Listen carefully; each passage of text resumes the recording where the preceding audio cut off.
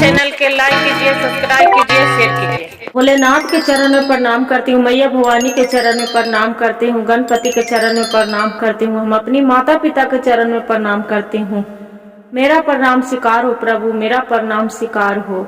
सभी देव देवी के चरण में प्रणाम करती हूँ, मेरा प्रणाम स्वीकार हो प्रभु, मेरा प्रणाम स्वीकार हो।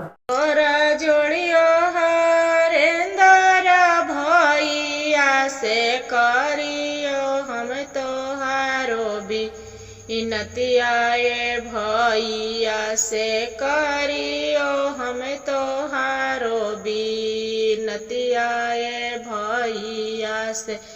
देहु शिवाया गुरु भैया देहु ना जगाई से करम भैया हमें दरासन मांगे माई से करम भैया हमें दरासन मांगे माई से। शिवा गुरु से मांगम हमें दया गे माई से। अंगूरी में डांसे भैया काली नागिनिया से पोरे पोरे उठा हैला हरिया गे माई से पोरे पोरे उठा हैला हरिया गे माई से। लहारे से भैली बे आकुल गे माई से।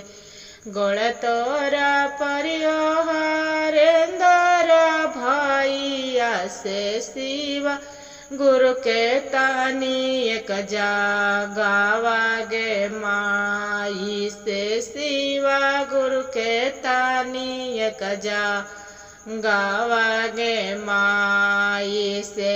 अंगूरे से हारा तनला हरिया गे माई से। अंगूरी से हारा तनला हरिया गे माई से। सुतलो ने हालन गुरु उठलन छहाइए से। कौन शिष्या के डांसे काली लागिनिया गे माई से। कौन शिष्या के डांसे काली गिनिया गे माई से। पोरे पोरे उठा हैला हरिया गे माई से। पोरे पोरे उठा हैला हरिया गे माई से। हम हूँ जय शिष्या शिव गुरु तोहरी भगतिया से। थामे छोटे मोटे कैली पूजन मांगे माई से। छोटे मोटे कैली पूजन मांगे माई से। निहुरी निहुरी शिव गुरु जलहा मढ़ारली से। डांस ले ले काली भलना गिनिया गे माई से। डांस ले ले काले भरलना गिनिया गे माई से।